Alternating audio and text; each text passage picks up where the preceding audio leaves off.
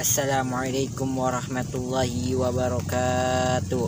Alhamdulillahi rabbil alamin. Wassalatu wassalamu ala sayyidina Muhammadin wa ala alihi wa sahbihi ajma'in. Amma ba'du.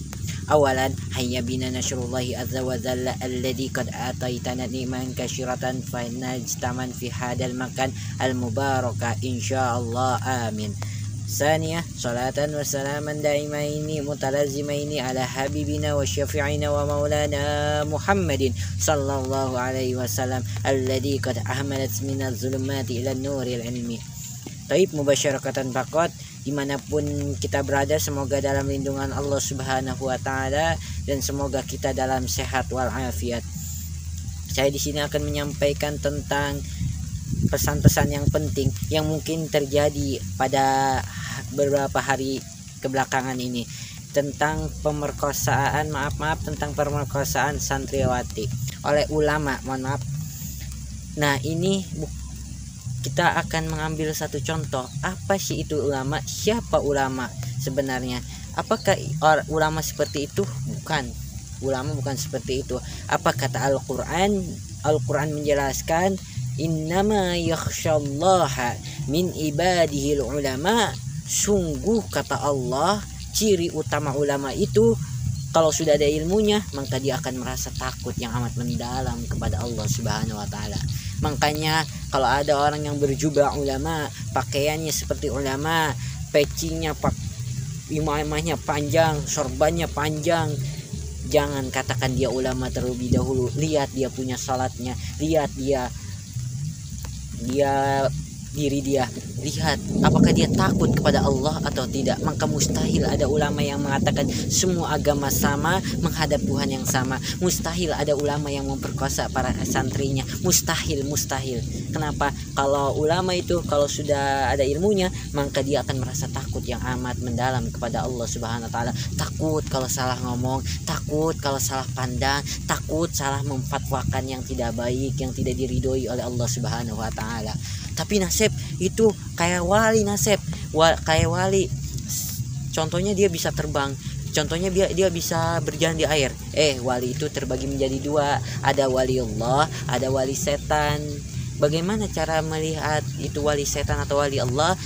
Al-Imam Ghazali menjelaskan dalam kitab Ihya Ulumuddinnya bahwa wali Allah itu orang yang taat kepada Allah, menjalankan perintah Allah, meninggalkan larangan Allah subhanahu wa ta'ala dan Rasulnya.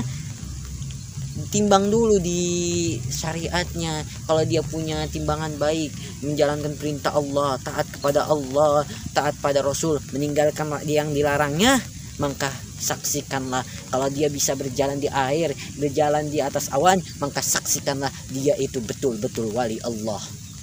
Tapi sebaliknya, jika dia bisa berjalan di atas air, berjalan di awan, kalau dia tidak patuh kepada Allah, tidak taat kepada Allah, tiap hari dia bergelimangan dosa, tiap hari dia bermaksiat, maka saksikanlah itu adalah wali setan. Walaupun dia bisa berjalan, dia adalah wali setan. Maka wali Allah itu bukan orang yang dilihat dari penampilannya, tapi wali Allah, lihat dia punya salatnya, lihat dia punya dia puasanya, lihat dia punya taatnya kepada Allah, lihat. Makanya jangan gara-gara ini kita menjadi jelek. Sekarang para ulama dicap jelek. Kenapa? Karena satu ulama yang berbuat kemesuman kepada santri akhirnya berdampak kepada semua para ulama.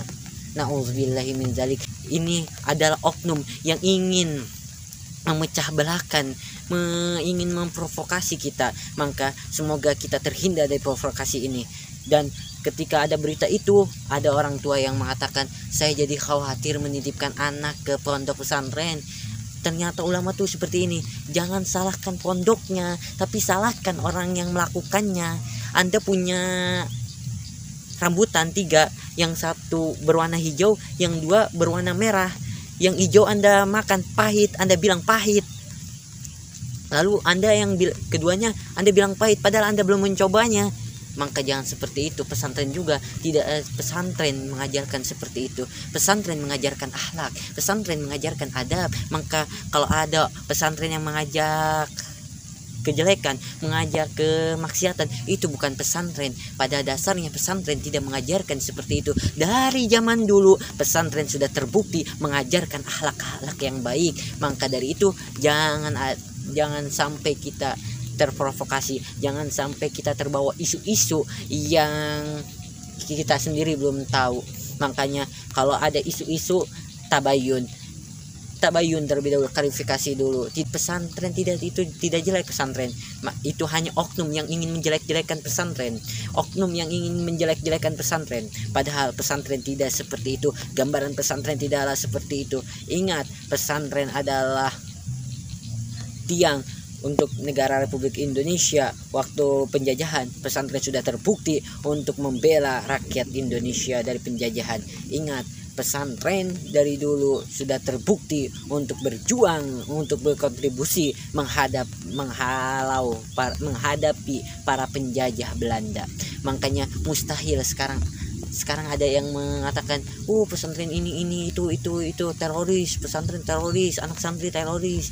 Lah, yang teroris itu siapa sebenarnya? Di pesantren mengajarkan agama Islam, pesantren mengajarkan akhlak yang baik, di pesantren mengajarkan rahmatan lil alamin, wa ma arsalnaka illa rahmatan lil alamin. Makanya kalau ada isu-isu seperti itu, jangan termakan dengan isu-isu itu, dan lanjutkanlah perjuangan dakwahmu di pesantren. Kalau ada anakmu ingin pesantren, pesantrenkan. Kalau tidak, ya tidak apa-apa, tapi pesantrenkanlah lebih utama. Kenapa? Karena dengan mempesantrenkan anakmu mengetahui agama, lalu engkau mati, lalu anak itu mendoakan dirimu, maka itu adalah akan menjadi amal jariah untukmu nanti di akhirat nanti. Wallahu a'lamul bishawab. Mudah-mudahan kita tidak termasuk orang-orang yang termakan isu-isu yang jelek. Kalau kita sudah termakan dengan isu-isu yang jelek, maka kita sekarang ayo perbaiki diri kita. Semoga kedepannya kita lebih baik dari yang sebelumnya. Wallahu a'lamu bishawab. Mohon maaf atas segala kekurangan. Wallahu muwaffiq illa aqwamit thoriq. Wassalamualaikum warahmatullahi wabarakatuh.